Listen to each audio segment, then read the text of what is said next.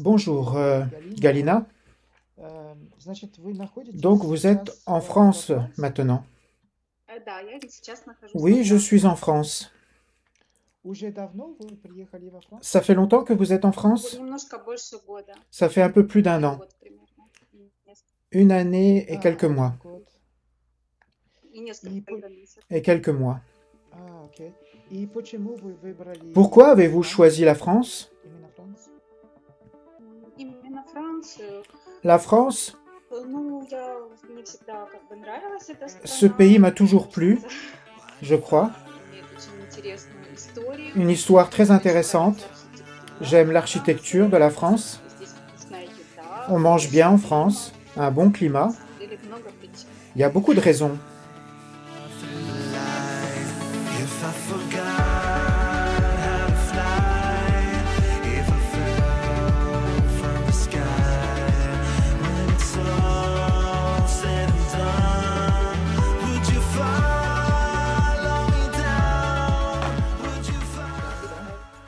Oui, ça me plaît la France. Pouvez-vous expliquer comment s'est passée votre arrivée? Vous êtes parti à cause de la guerre, j'imagine, ou d'autres raisons?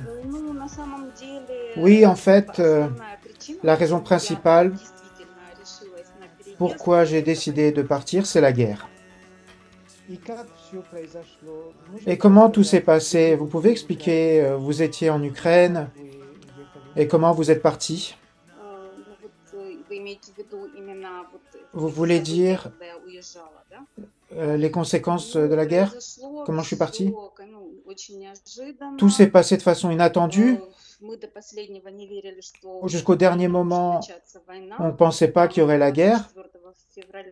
Mais le 24 février 2022, quand on s'est réveillé, à 5 heures du matin, il y avait des tirs de bombardement partout. Pendant une semaine, je suis resté à Kharkov. Je vivais à Kharkov. Kharkov, c'est une ville qui se trouve tout près de la frontière russe. Une semaine, je suis resté à Kharkov. Bon, bien sûr, c'était atroce, parce qu'il y avait des tirs partout, c'était très dangereux. Ensuite, on est parti de Kharkov. Au départ, je suis allé chez ma copine en Pologne, dans la ville Wrocław. Je suis resté là-bas 3 mois. Et ensuite, j'ai décidé d'aller en France, parce que ça me semblait être une solution proche de mon cœur, plus proche de ce que j'apprécie, de ce que j'aime. Vous étiez déjà allé en France avant? Oui. Oui, je suis allé souvent en France. Oui, je vois sur votre profil, vous avez des photos à Paris? Oui, c'était il y a 5 ans, je pense. J'étais allé à Paris pour passer la nouvelle année. Et je suis allé voir une amie qui habite à Paris et on a passé la nouvelle année ensemble. Vous êtes né à Khmelnytsky? Oui, je suis né à Khmelnytsky.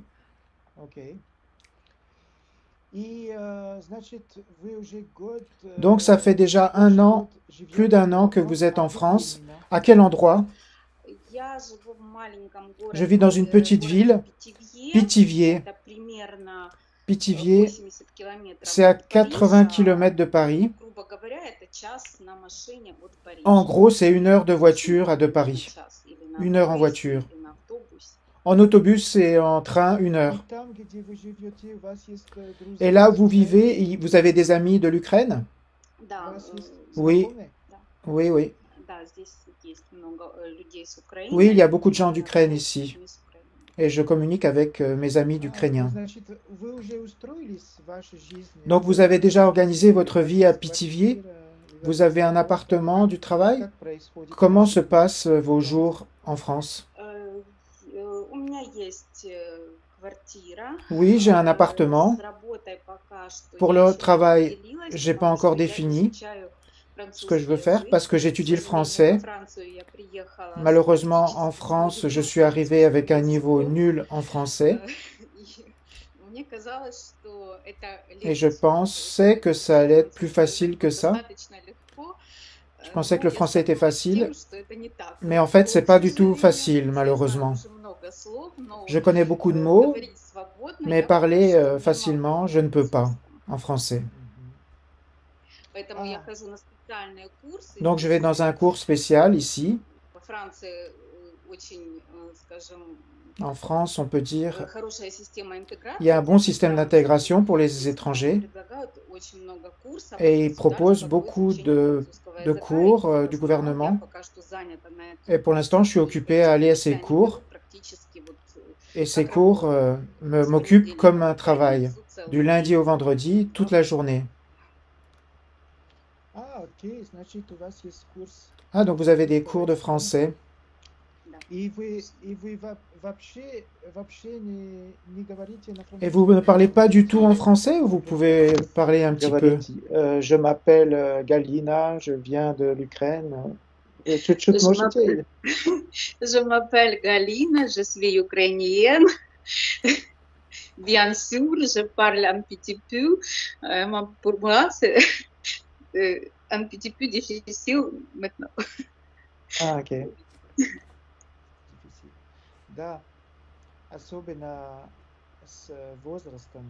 Surtout avec l'âge, quand on devient plus âgé, ça devient beaucoup plus difficile d'apprendre.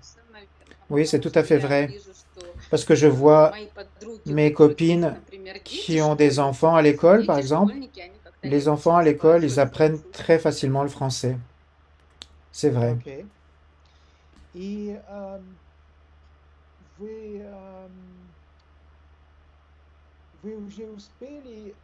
Vous avez déjà eu le temps de vous habituer à la culture française? Vous avez remarqué des différences de mentalité? Oui, bien sûr. Oui, il y a des grosses différences avec la mentalité ukrainienne. Au départ, il y a eu beaucoup de choses qui me semblaient bizarres. Mais dans ma vie, j'ai voyagé, donc je comprends que chaque pays a sa culture, ses particularités, et je m'intègre normalement. Pour moi, c'est normal. Avez-vous des exemples des habitudes françaises qui vous ont semblé étranges? Non, je ne voudrais pas le dire parce que ça va avoir l'air d'être une critique. Non, non. Un exemple. Donnez-nous un exemple. Vous ne voulez pas? C'est difficile pour moi de dire ça de manière avec du tact. Pour moi, par exemple, c'est étrange que les Français ne sont pas ponctuels. Par exemple, ils peuvent vous mettre une rencontre, arriver en retard ou alors ne pas venir à la rencontre. En Ukraine, c'est une raison pour se disputer, alors qu'ici en France, c'est une norme. J'ai rencontré par exemple des situations comme celle-là.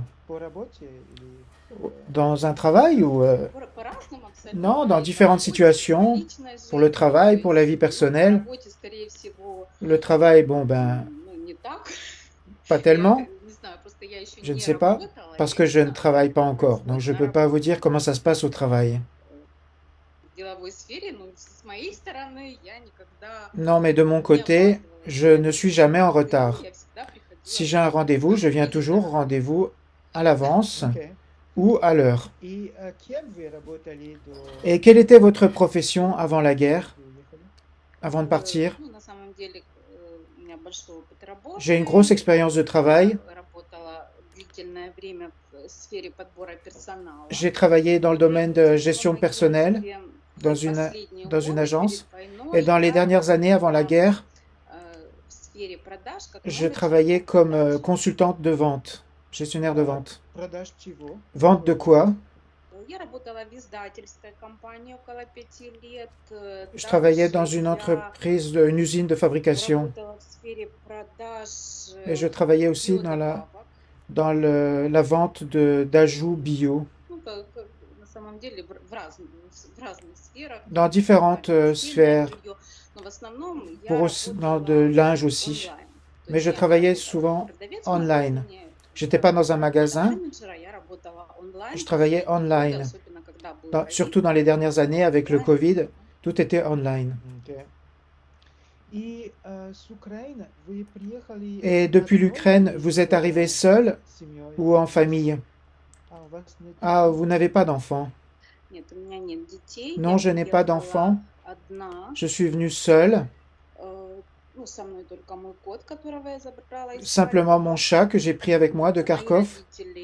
Mes parents, malheureusement, ils sont restés en Ukraine. C'est leur choix.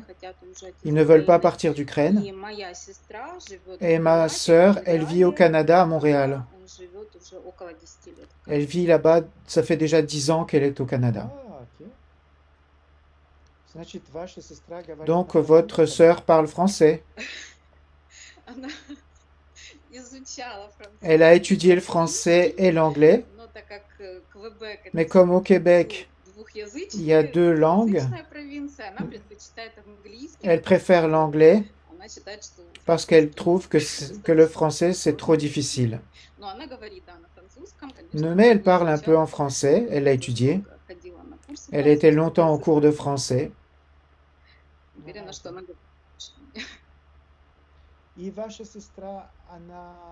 Et votre sœur,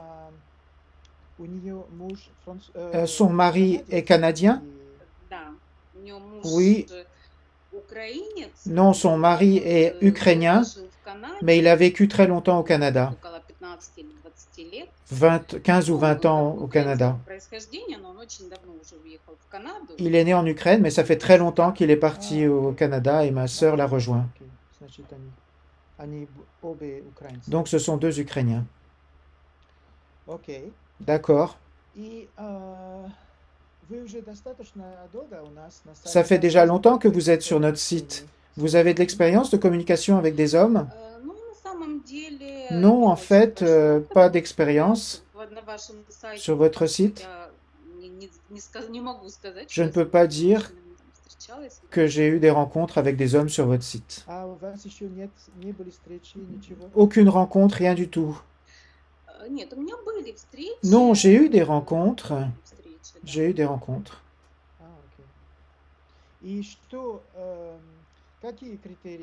Quels sont les critères importants pour vous concernant un homme? Concernant l'homme, c'est important pour moi que ce soit un homme sérieux, disons comme ça, avec un regard sérieux sur le futur. Bien sûr, pour moi, important, intellectuel, gentil, attirant. Je préfère des hommes qui sont plus ou moins de mon âge. Bien sûr, tout va décider la rencontre en vrai, entre 2 adultes.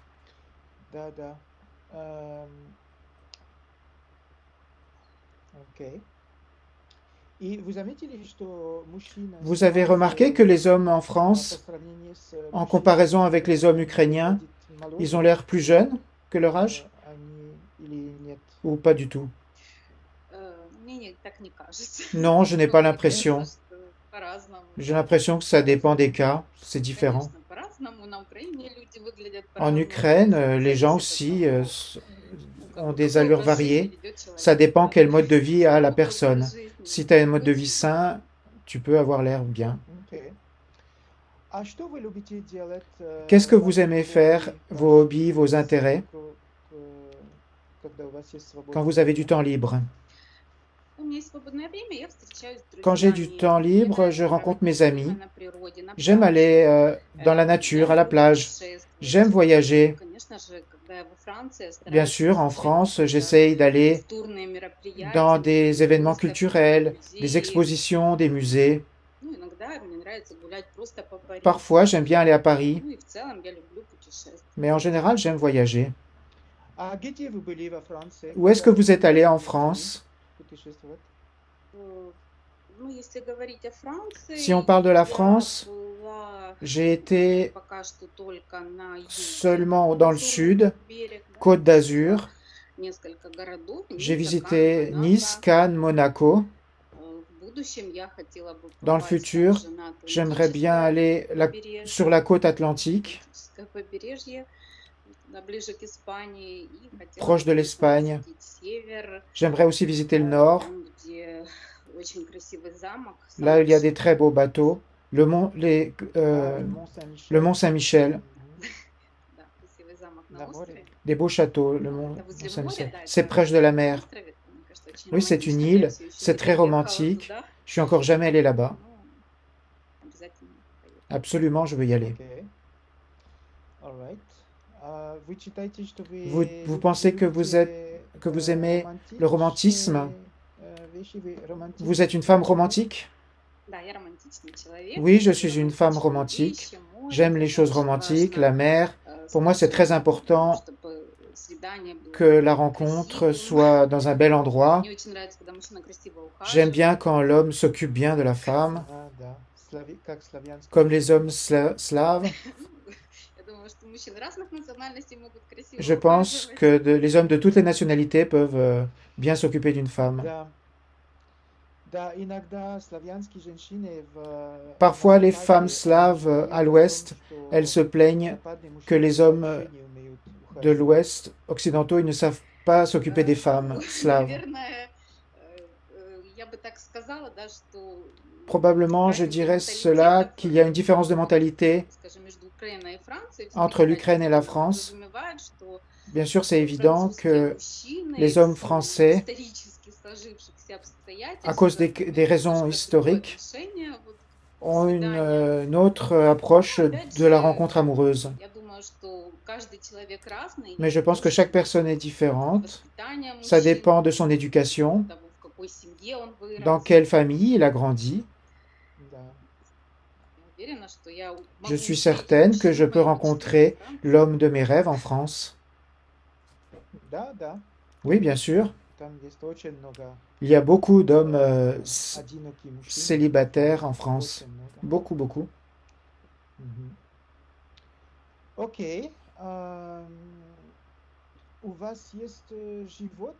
Vous avez des animaux? Ah oui, vous avez un chat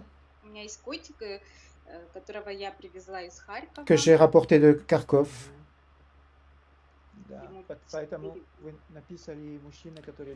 Vous avez écrit un homme qui aime les animaux.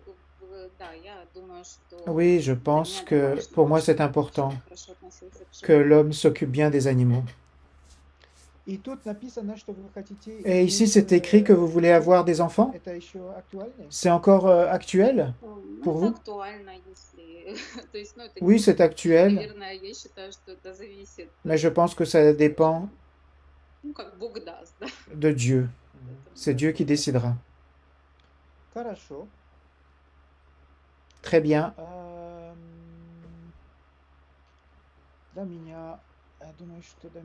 Pour moi, c'est tout. Vous voulez rajouter quelque chose d'important sur vous? Non. Non, je ne pense pas. On a bien parlé. Merci pour vos questions.